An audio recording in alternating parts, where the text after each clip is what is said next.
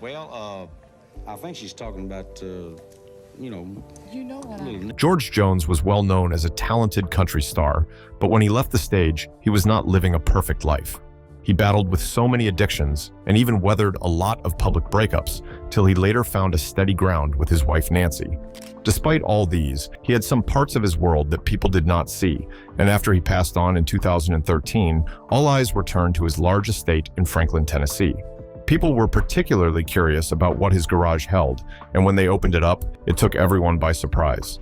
So what did they find? Let's find out. George's life and legacy. George Jones's life reads like a freight train ballad, full of rough edges, hard luck verses, and a voice that could make an audience forget everything else for 3 minutes. George was born on the 12th of September, 1931, in the city of Saratoga, Texas. He received most of his upbringing from the Big Thicket region. From a young age, music was introduced into George's life, and he was taught this art from family radios and also in churches. George developed a great love for music, and by the time he became a teenager, he was already performing on local radio stations. He loved performing, and the audience loved listening to him. Back then, everyone was always eager to tune in their radio and hear what George had to say. Soon, those early and hungry years began to set the tone for the career that he built from nothing. His rise in the music industry was neither steady nor tidy. Back in the 1950s, when the music industry was a challenging one to break into, George was able to make a name for himself with his rollicking hits like White Lightning. However, it was the aching, world-weary, he stopped loving her today that truly remade his reputation. The song was released in 1980, and immediately the public had access to it.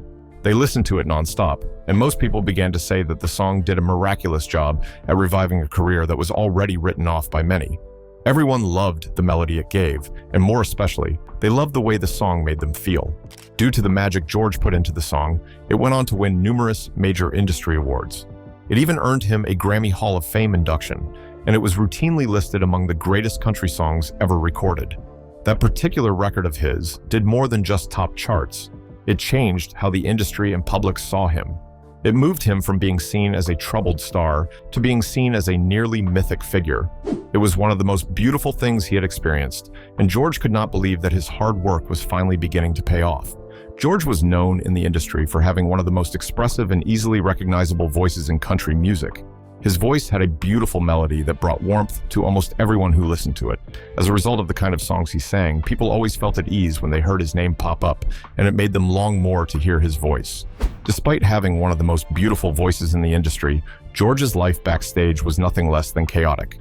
Offstage, the loved country artists were battling with very long and well-documented battles with alcoholism and hard substance use. He also made headlines on several occasions due to arrests and automobile incidents. In addition to that, he also had a bad reputation for missing shows, which earned him the wry sobriquet No Show Jones. Unfortunately, the public often focused on these aspects of his records. For every interview he attended, every talk session he had with the public, they consistently discussed these issues more than his music career. Soon, these issues dominated biographies and news reports for decades, and gradually, that same news became inseparable from the music for many fans. His personal life was also very much in turmoil. George got married 4 times to very different women. One of his early unions was with Tammy Wynette, and slowly, this union turned into a highly publicized marriage in 1960. Everyone thought that this was the union that was going to last till the day he died, but unfortunately, that reality was ruined in 1975 when they got a divorce. After that divorce, people began to widely credit his newfound stability to Nancy Sepulvado, his new wife. The reason most people believe this is because when Nancy came into his life, George turned a new leaf. It was under her care that he got rid of a lot of addictions. It seemed to many people that for her, he was very ready to turn a new leaf, and he had rid himself of many bad habits that would in any way hinder the growth of their relationship. People loved how much of a good influence she was to him, and she appreciated him for all the changes he was making towards becoming a better person. The couple remained together until he died in 2013. Those later years showed a man still human and fallible, but increasingly guarded and private about certain corners of his life. The garage's mystery. One of the most luxurious properties owned by George Jones is a country gold estate located in Franklin, Tennessee.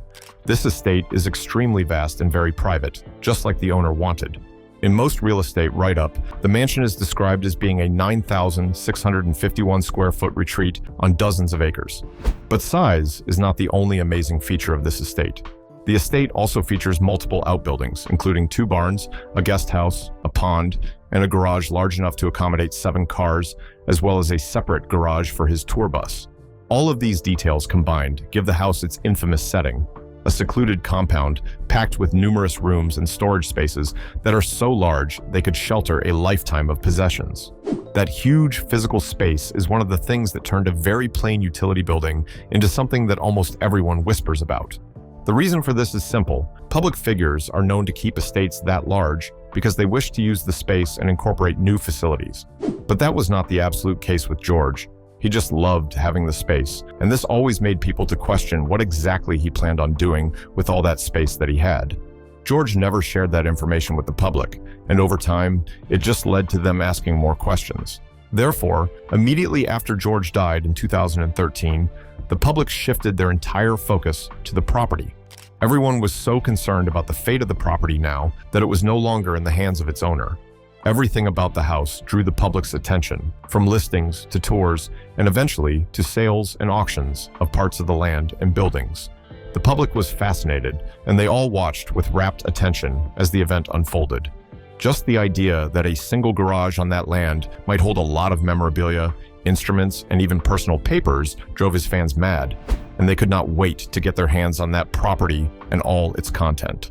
Reports also state that another reason they were always eager to know everything about the estate was that it later became associated with a museum and public exhibits. This only went on to establish in the minds of everyone the idea that George was actually storing some very significant material culture close to home. Apart from the public exhibits, there are also numerous concrete anecdotes that have helped people further solidify their belief that the house harbors many secrets.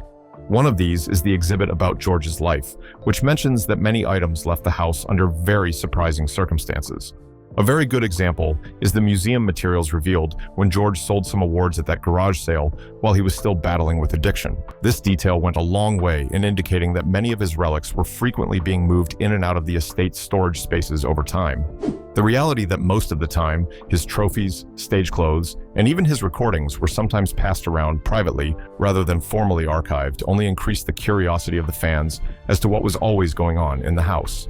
After George died, his wife, Nancy, who was given the accolades of bringing him back to his stable mind, was granted the honor of being the steward of the property and all its belongings. She took charge of the estate and ensured that it was not subject to the rapid attention of his fans, who wanted to come and go as they pleased. As the years passed, however, the woman began to sell parts of the estate. She also parceled off some of its items and even gave some memorabilia to the public, which was now displayed at the Nashville Museum. Nancy ensured that all of this was done in dedication to George's career, as she wanted a way to keep his memory fresh in people's minds and also to ensure that they never forgot his kindness to everyone. Nancy was very smart when dealing with those properties, and she made sure to document every public move, from property sales to museum exhibits. So much more, she put the media to work and kept news reports to track how the estate was being transitioned from a private retreat to a source of material for the public to use and remember. Though some people do say that she did this because she didn't want to be accused later of stealing her husband's property and using it for selfish reasons. One of the things that makes that garage so mysterious is not only what is inside it, but also who controls access to it. In most cases, a large estate owned by celebrities typically has rooms that few people have seen, such as storage rooms, private archives, and a garage that sometimes serves as a vault. These celebrities do this because they wish to maintain a sense of mystery about their homes. This is usually good, but over time, it bores the people. Whereas in George's case, his estate may not have had many buildings, but the people had a very good idea of what was inside it. So the combination of a known 7-car garage, lots of memorabilia being sold and exhibited, and even the fact that the estate had a private stewardship after his death just goes on to provide a strong aura that always surrounded the building. The real truth of it all is rooted in the real estate listings, the museum exhibits, as well as the family stewardship. All these facts are what make any later opening of a locked garage feel less like gossip and more like the start of a factual discovery. Opening the garage. Immediately, George Jones died. The whole world took a pause just to remember him. A few days after his death, they held a public funeral at the Grand Ole Opry House in Nashville. This funeral was held on the 29th of April, 2013. At the funeral, all the prominent figures associated with country music at that time came to pay their respects. That same solemn air was felt at George's country gold estate in Franklin, Tennessee. At the estate, all of his very close family and friends gathered there to mourn him, and later, the people who were to handle the estate began to gather as well, so they could properly sort through the things that he had left behind. While this was happening, his fans were eager to see what would come out of the garage due to the mystery and the interesting facts they had all heard about it. It was at this point that the news began to spread. George's garage was not just a small shed. According to the estate descriptions, the place was a 7-car garage that also had a separate bay for all his tour buses on the country gold property. The garage was described as being a little distance from the main house, and as a result of the memorabilia inside, it had very heavy doors that always stayed shut, no matter what. Those heavy doors only served to fuel people's curiosity about what George might have hidden inside them. It fueled their curiosity even more, and people seemed to enjoy this more than ever. When the family finally decided to open those heavy doors and show people what was inside, everyone was quiet and tight. Even the air around the estate was quiet. Everyone could remember how the funeral service went, from the hymns to the eulogies, and finally to all the famous faces that they all saw there. It was truly a very thrilling experience. However, another significant thing they could remember was the way they all walked back to the property to deal with the work of an estate. Nancy, his wife, was already there before the others arrived. She was the one thing that showed that, even in his last years, George still had a very steady presence, and there was no doubt that she would end up being the main steward of many of his things. As soon as the garage door began to rise, everyone, and even the house, felt very still as everyone held their breath. Everyone could still remember the sound of the door that day. It was so basic and yet real. It was a long, slow creak that cut through the hush. For a brief moment of the door being open, all everyone could hear was the small sounds like the click of hinges, the scruff of someone's shoe, and all the little things. Then, everyone who stood there was being enveloped by the slow wave of ordinary smells that accompanied it. They could perceive the oil, dust, and even the rustling of the paper. These were the exact kind of scents that were expected in a place where things had been kept for many years, and the people were not disappointed. After the doors were finally opened, everyone was eager to take a peek inside. When they saw the interior, it felt like a time capsule. Every piece in the garage was timeless and properly stored. Soon, the family and the executors got to work. They began to catalog, talk, and move through every stack that was present. The items they discovered in his home were so valuable that over the years, some have been showcased to the public in the form of exhibits and sales. Some of the things found were his stage clothes, photos, and other memorabilia from his career. The treasures inside musical archives. 3 very unique treasures were found in that garage, the first being his musical archive. Usually, when people talk about an archive, they refer to a bunch of boxes filled with recordings, tapes, and some old studio paperwork. These are usually the real and physical stuff that holds the artist, but that was not the case with George Jones. For him, his archives are very real, and most of them have been well documented. One such musical archive that was found was George Jones's recordings that had not been released. They all surfaced and were being prepared for release to the public. In the year 2024, a collection which was called George Jones, The Lost Nashville Sessions, was announced and promoted as containing rare recordings Jones made. Many of these songs were recorded in the 1970s. After the garage opened, people authorized by his family took possession of the tracks and began working on restoring them. They also went to great lengths to package it properly, so that his fans could finally hear some versions of the songs that had been tucked away for so many decades. These recordings sparked numerous questions among his fans, and Nancy has been instrumental in helping answer almost all the questions the public had about those recordings. However, there are some rumors that the public release did not just come from nowhere. A lot of people actually believe that the documented evidence of those boxes containing all the reel-to-reel tapes of George has actually existed in the public for many years now. The people believe this because in the 80s, a set of reel-to-reel master tapes was labeled with George's name, and somehow they managed to show up during a legal case. These same tapes were even being used as bail collateral by people involved in a criminal prosecution. This led people to believe that the recording did not just appear out of nowhere, but that it had changed hands and become part of a very complicated story. It led people to believe that the record was lost and not imaginary in any way. So, it was only natural that after people had finished cataloging every single item in that garage and estate, The discovery of some master tapes and radio recordings was the kind of find everyone would expect. Nevertheless, this does not hinder the fact that those tapes are still treasures. This is because those tapes contain numerous raw performances, alternate takes, and even some versions of songs recorded in small studios or for radio broadcasts. Most of the time, the producers who restore such materials discuss how they sometimes find alternative phrasing, different backing musicians, or even some short runs that reveal a very different side of the song, which was so familiar to them before. A typical example of this can be found in the Lost Nashville sessions. The song includes some alternate and rare recordings of some of the most well-known George songs. Additionally, handwritten notes and lyric sheets were discovered in the garage. Now, most people know that in the music industry, handwritten lyric sheets and even studio notes are among the items that often turn up. However, that wasn't the only case with George's garage. Additionally, many aspects of his career were also discovered. Items such as stage outfits, photographs, press materials, and even some of his personal belongings were also discovered. They were not only found, they were also put on public display by his widow and by some well-known local exhibits and museums. An example is the George Jones Museum. For the tapes that were found, some of the people who worked on bringing them back to life have come online to discuss the process involved. According to them, restoring reel-to-reel tapes and also cleaning up recordings is a very careful and very technical job. Even Nancy has made comments about how these rediscovered recordings are being restored and prepared for release. This act ensures that the music can be heard in various formats without compromising its original feel. Personal keepsakes.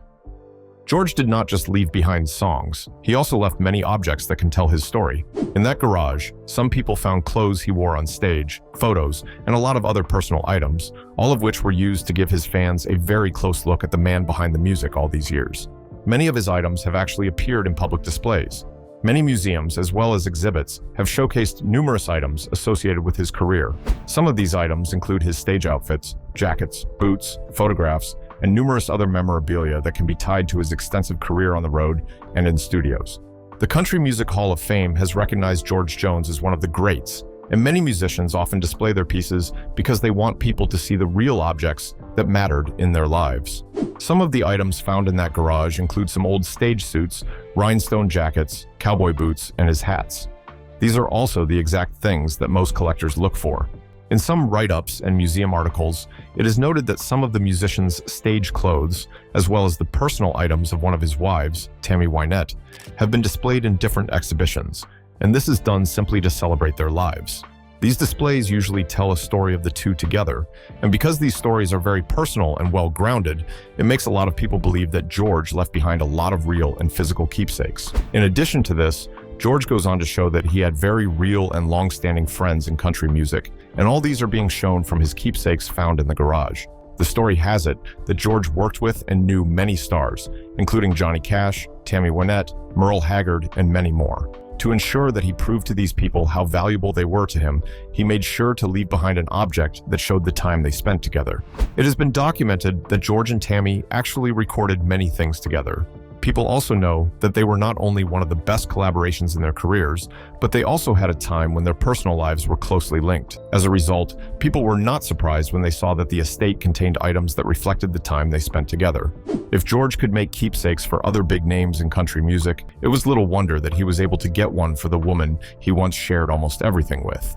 Regarding the letters and handwritten notes, the estate did its best to produce a wide variety of personal artifacts over time. Still, it reserved some private love letters, as these were considered very personal to the deceased. However, the public was compensated for this by being allowed to see items from George's private life, items like photos, stage gear, and even written materials that have been tied to his career. All of these just show the property and storage spaces, which actually contain some meaningful personal keepsakes. In addition, Nancy has shared many stories about their life and has devoted considerable time to preserving their legacy. Her involvement in managing the estate is a documented fact. Hidden philanthropy. The last thing found in the garage, and the most shocking, was the hidden philanthropy. George was not just a great singer, he was famously known for always wanting to help people, and he did, even though sometimes he did so quietly. However, after his garage was open, everyone could finally see that he had done a great deal to help his fellow musicians and even people in need. A very clear example of this is in the cemetery plots. Many accounts actually discuss how George purchased a substantial number of burial plots at Woodlawn Memorial Park in Nashville. However, some sources actually come up with a different count. Some of them say that he bought about 30 plots, while others say he bought 60. Regardless of this, George purchased the plot and established a space at Woodlawn for his family, friends, and some artists who may not have had the means to arrange a proper burial. He was not only thinking about himself in this scenario, but he was also considering the needs of others and the various ways he could assist them. The plot proved useful in the future because Johnny Paycheck, a friend and fellow country singer, was actually buried in that particular area. Many reports, after the garage's opening, actually state that George arranged for that to be done. These are documented facts reported by local outlets and music writers. As if that were not enough, George's generosity was also evident in many other ways. For example, when his dear friend Johnny Paycheck got into big trouble in the 90s, George was one of those friends in the industry who helped him out both financially and legally. The support he received helped him not only stand on his own feet, but also establish himself and get back on the right track. That was the kind of thing that George did for people. According to reports about those events, most of his friends came together and raised money to bail Johnny out. Even when George was one of the friends who did that, he did not come out to brag about it. That's because he saw it as helping a dear friend, not as a media sensation. In addition to this, numerous credible sources and interviewers have spoken highly of George, describing him as a man who could be reckless with money most of the time, but who was also very quick to help those in need. Many writers who have spoken about this man's life often mentioned how he would sometimes give away money or step in to help people he knew were struggling. Most of these accounts come from reports about his life, his posthumous profiles, and numerous interviews with people who knew him personally. All of them come together to form a consistent picture, a generous but complicated man. Most of his private acts did not have public records, except for those found in his garage. However, George demonstrated that a great deal of generosity occurs quietly, especially in the music industry. So what do you think? Did the secrets in George Jones's garage make his story even more legendary, or should they have been shared while he was still alive? Drop your thoughts in the comments. We'd love to hear your take. And if you enjoyed this video, don't forget to like, share, and subscribe for more incredible true stories just like this.